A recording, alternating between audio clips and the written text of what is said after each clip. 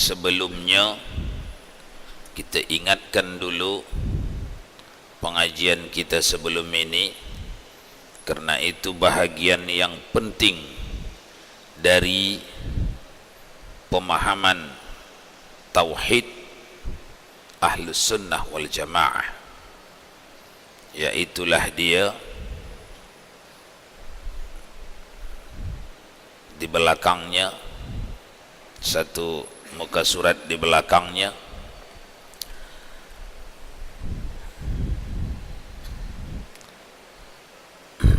i'tiqad yang hampir bersamaan dalam penuturan, tetapi karena i'tiqad bukanlah tuturan, dia keyakinan, maka yang hampir dalam keyakinan tidaklah sama, yang mirip tidaklah sama.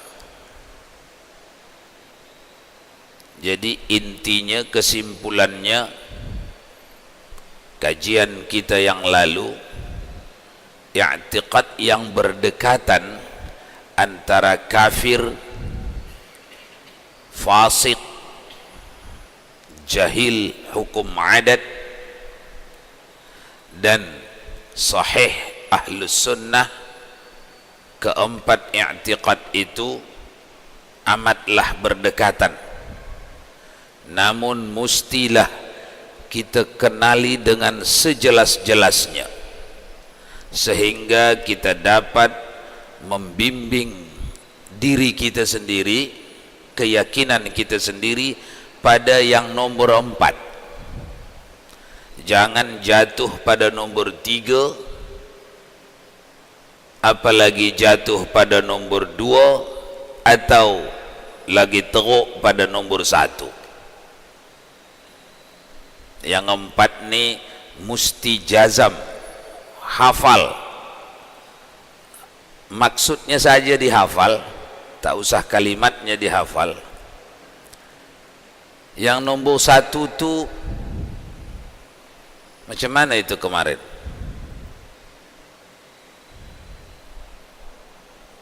Yang dekat-dekat di depan ni diminta menerangkan satu seorang. Yang nombor 1, yang nombor 2, yang nombor 1 sepakat ulama kekafiran mereka. Itu kemarin ya. Yang nombor 2, i'tiqad nombor 2, berbeza pendapat ulama. Sebahagian kebanyakan mengatakan tak sampai kafir, tapi bid'ah, fasik. I'tiqad yang nombor 2 macam mana itu? I'tiqad yang nombor 3, sepakat ulama semuanya mengatakan kefasikannya. I'tiqad yang nombor 3, i'tiqad yang nomor 4, inilah yang sahih. Mustilah di sini i'tiqad kita, walaupun jatuh bangun, tetaplah kita bertungkus lumus melatihkan diri di nombor 4 ni. Tak ngapa jatuh bangun, tersalah bangkit lagi, tersalah bangkit lagi, terus sampai ke akhir hayat. Karena itulah i'tiqad yang disepakati seluruh ulama Ahlus Sunnah kebenarannya. Itulah yang bernama i'tiqad Ahlus Sunnah wal Jamaah. Mari kita ulangkan sedikit yang 4 ni. Yang pertama, macam mana dulu membunyikannya minggu yang lalu? Dia ambil contoh di situ, di kitab tu contoh dia buat apa? Antara api dengan hangusnya benda. Macam mana ini orang yang i'tiqad pertama ni? Pak Regar.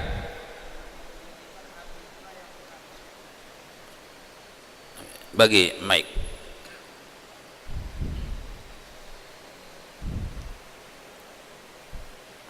Satu itu dia mengiktikadkan atau meyakini memang api itulah yang menghanguskan benda. Siapa yang membuat api itu mampu menghanguskan? Dalam i'tiqad dia siapa? Api itu sendiri. Api itu sendiri. Inilah i'tiqad pertama yang sepakat semua ulama orang ini kafir. Ketika dibakarkan tangan ke api hangus, diletakkan benda di api, kertas, kayu hangus, lalu di dalam hati orang ni memang api ini mampu bikin hangus dengan tabiatnya, dengan bawaannya, dari sononya memang ini sejenis penghangus. Orang ni kafir. Satu. Yang kedua, siapa menyebutkan yang kedua ni? Siapa yang maulah? Kalau ditunduk-tundukkannya kepala maknanya tak maulah tu. Sila. Yang nombor dua, bezanya dengan yang nombor satu sikit je itu. Tapi mesti jelas, mesti tahu kita yang empat ni. Sebab hanya satu yang nombor empat saja yang sahih. Nombor dua, bagi mic.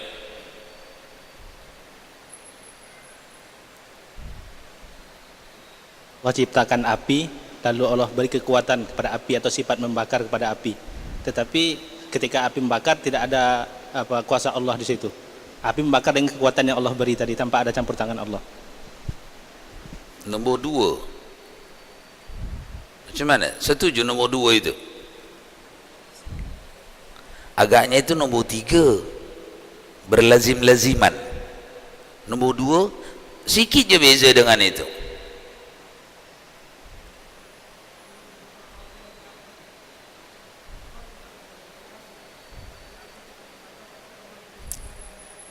Kasih.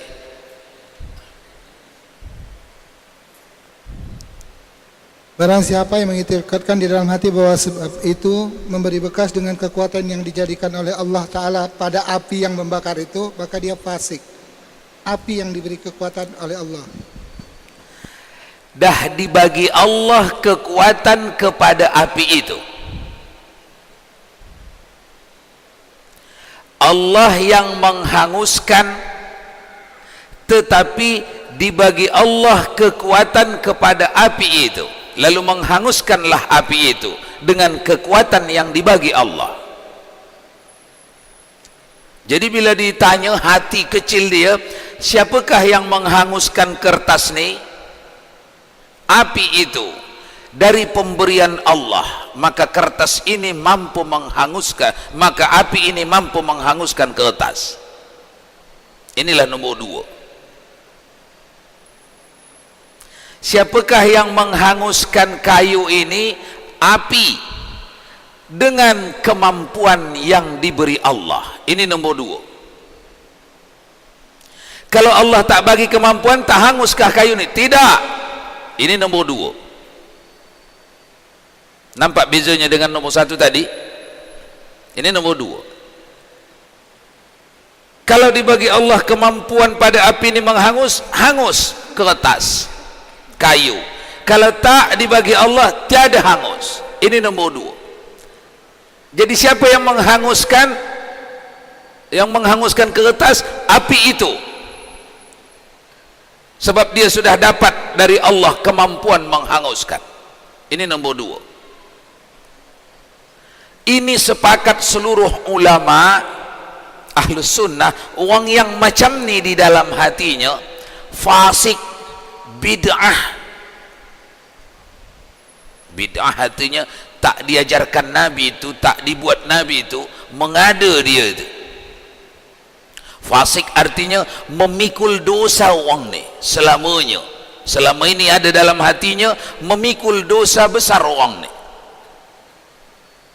Dua. Yang ketiga,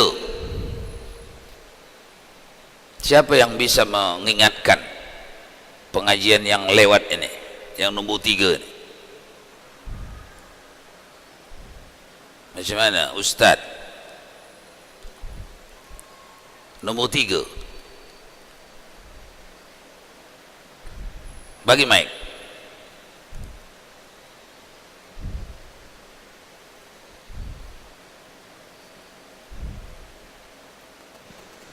Adapun yang ketiga, dia meyakinkan bahwa yang menghanguskan itu adalah Allah, tetapi telah dipastikan bahwa setiap terkena api tetap akan hangus. Ya, mulazamah namanya, berlazim-laziman. Diletak ke atas api hangus. Siapakah yang menghanguskan ke atas? Allah. Tapi ini sudah macam tu dibangun Allah hukum kausal, hukum sebab akibat. Kalau letak ke atas api mestilah hangus, tapi yang menghanguskan Allah, tapi mesti dihanguskan Allah. Ini sepakat seluruh ahli tauhid. Orang ni fasik, orang ni jahil hukum adat, tak faham orang ni hukum adat. Padahal Allah sengaja bagi kepada manusia ni hukum adat supaya manusia ni diuji dengan hukum adat itu.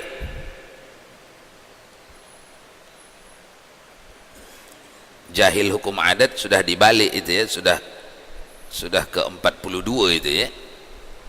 Nah, 3. Sikit je beza yang kedua dengan yang ketiga ni. Yang ketiga ni sudah dipastikan.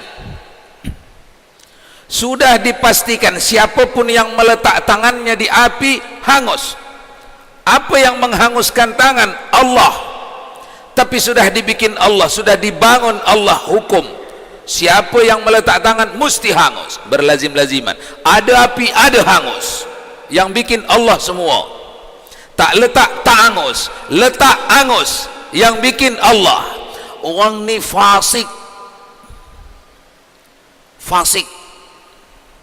pemikul dosa besar. Sebabnya orang ni fasik, sebab dia jahil hukum adat. Lanjutkan bacaan sikit. Kefasikannya ini hukum asal, tapi di banyak perkara orang ni bisa terseret menjadi kafir, bisa terseret di banyak perkara.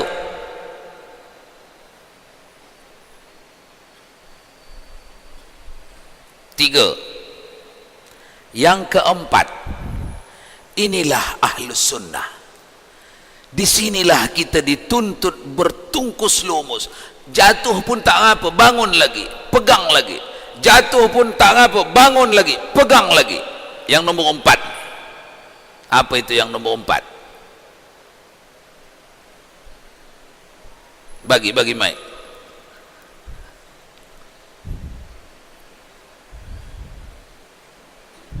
Obat boleh bikin contoh tak? Hah? Obat boleh tak bikin contohnya obat? Bikin. Ketika seorang berobat, dia tidak mengiktikadkan obat ini menyembuhkan, namun dia menjalani ikhtiar, tapi bersamaan dengan obat tersebut Allah menyembuhkan penyakitnya tersebut. Iya. Langsung ke contoh. Ketika si A makan obat, sembuh dia, obat tidak menyembuhkan. Allah tidak meletak kemampuan sembuh pada obat. Tidak. Apalagi mulazamah, setiap makan ubat orang mesti sembuh. Tidak. Yang nomor 3 tadi, tidak. Tapi ini ahlus sunnah, ketika si A makan ubat, saat itu dibagi Allah kepada si A kesembuhan, maka sembuh si A. Ketika si A meletak tangannya di api hangus, bersamaan dengan dia letak tangannya di api, Allah turunkan hangus pada dia. Bukan api yang bikin hangus. Ketika Ibrahim dimasukkan ke api, Allah tidak hanguskan Ibrahim, tidak hangus. Ketika Ibrahim sebelah rumah Hawa itu masuk api, Allah hanguskan dia, hangus. Jadi bukan api yang menghanguskan. Itulah ahlus sunnah wal jamaah. Ini hendak digunakan ke semua aktivitas kehidupan.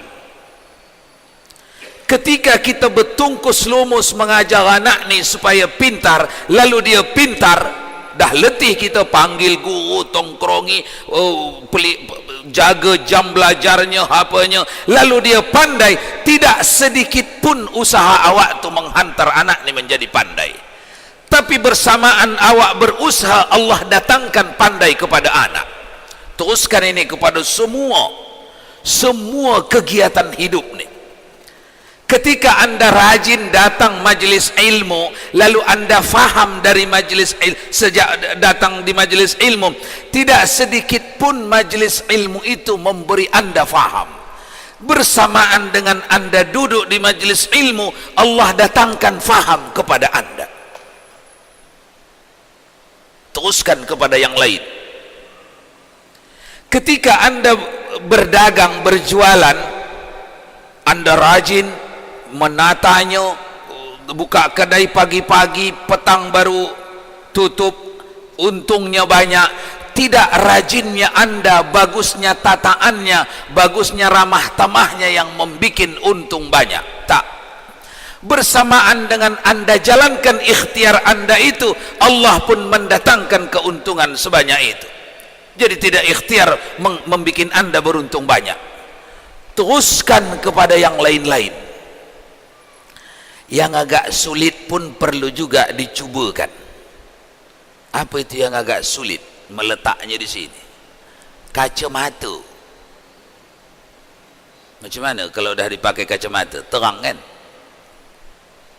Apa yang bikin terang kertas ni? Yang agak sulit pun perlu dicubakan supaya terbiasa kita kepada semua. Apa yang bikin terang ini? Oh, ini dah nampak ni, cocok nombornya ni. Pakai yang satu. Oh, ini tak cocok ini. Ini tak nampak. Yang bikin mata anda terang apa? Kacamata. Masalah sikit ya. Bukan kacamata yang membuat mata anda, penglihatan anda terang. Ketika anda letakkan kaca yang ini, Allah datangkan terang pada penglihatan anda. Teruskan kepada yang lain. Jangan cukup di situ saja. Sebab semua aspek kehidupan ni dikontrol oleh Allah Subhanahu wa taala, dijalankannya olehnya sendiriannya tanpa bersekutu dengan yang lain. Tidak bersekutu Allah dengan kaca itu dalam memberikan pandangan yang terang pada pandangan anda. Tidak. Tidak bersekutu Allah dengan rajinnya anda membimbing anak, mengelesnya, menjaga jamnya dalam menghantarkan kepandaian kepada anak itu. Tidak.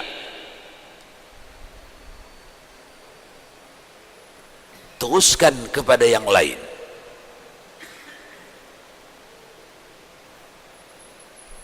Apa lagi? Semua kegiatan hidup ini efeknya amatlah. Kenapa menjadi penting? Tergelincir sikit, fasik paling tidak, kalau tak kafir. Setiap yang besar efeknya kalau dilanggar, itu pasti besar manfaatnya kalau dipenuhi. Itu kaidah baku usul fikih kita. Kalau besar dosanya dilanggar, pastilah besar pahalanya kalau dikerjakan. Semuanya begitu perintah Allah. Ini jatuh sikit saja minimal fasik. Kita tahu sudah fasik itu orang lemah, orang rendah. Walaupun dihormatkan banyak orang dia, tapi kalau dia fasik, di mata Allah dia rendah, dia lemah, dia paling buruk. Tak sah jadi imam salat, tidak sah jadi saksi dalam nikah, tidak sah jadi ketua dalam urusan apapun, urusan umat Islam. Orang fasik, orang lemah. Oleh karenanya, ibu-ibu, Mari kita tengok sedikit hikmahnya ketika orang menggigit dengan gerahamnya i'tiqad ini. Apa hikmahnya? Di dunia, di akhirat nantilah. Sesudah sampai kita di sana, tengok masing-masing lah. Di dunia boleh kita bincang sedikit.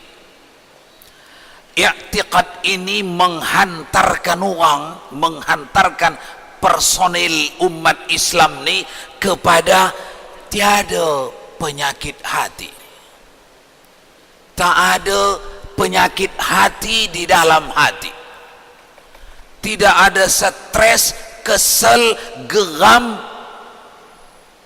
Tidak ada. Kenapa? Qadaru khairihi wa syarrihi min Allah Ta'ala. Kejadian baik yang ada di dunia ni semuanya, kejadian buruk yang ada di dunia ni semuanya merupakan takdir yang dah ditetapkan Allah di dalam ilmunya pada azali. Jadi dah letih menyekolahkan anak tu, dah sarjana, dah kerja, menikahkan lagi, dah nikah, dah beranak, tak pernah pulang ke rumah kita. Ke rumah mentua saja dia pulang. Geram hati tak?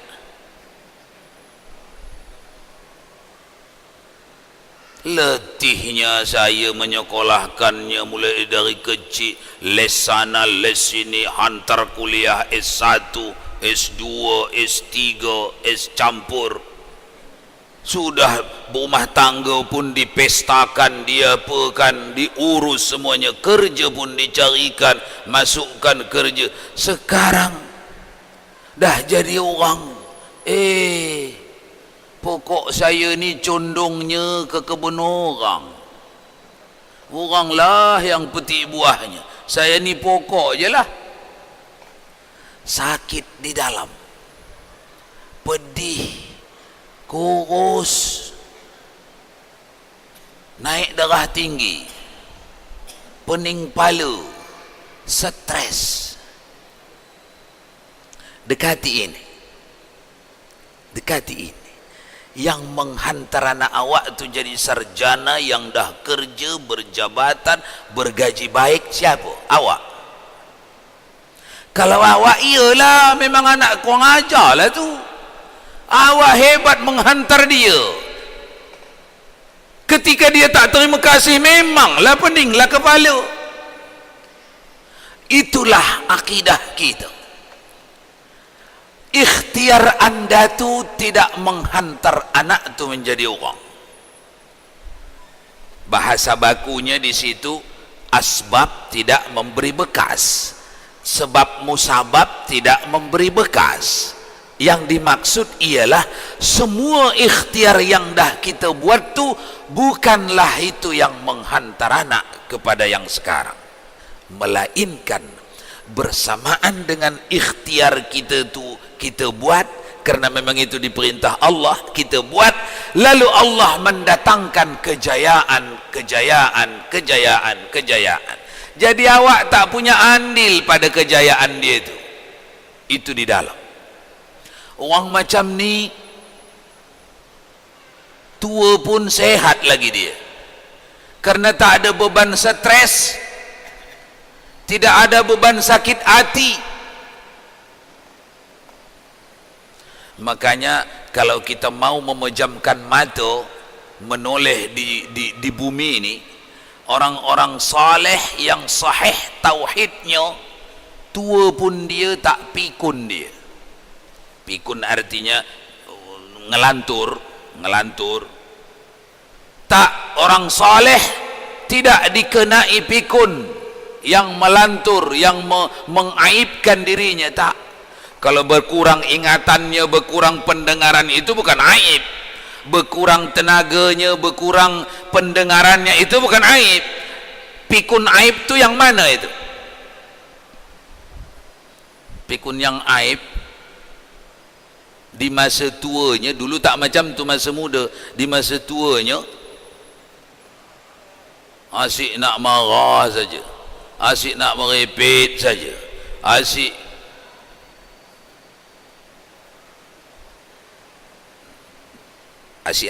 lah. Empat ni kita ada pada nombor 4, tuan-tuan. Itu gunanya berjamaah memahaminya ini. Muzakarahkanlah ini di mana kita duduk sesama kawan yang mempelajarinya ini, supaya hidup dia. Bincangkan ini kepada anak istri waktu makan malam, makan pagi, makan siang, supaya tinggal ini yang nombor 4 ni dan dijauhi ini 1, 2, 3 ni oleh keluarga kita di saat kita mati pun. Kita mati masih tertinggal ini di dalam rumah kita. Fardu ain setiap orang yang diamanahkan Allah kepada mereka istri dan anak, fardu ain baginya mengajarkan ini, meninggalkan ini ketika mati. Oleh karena itu yang nombor 4 tu jangan samar itu ya, mesti jelas itu. Malam semalam ada yang menonton Aswaja TV. Malam kita malam kemarin, malam ini malam Kamis, malam Rabu ada yang nonton. Segini banyak.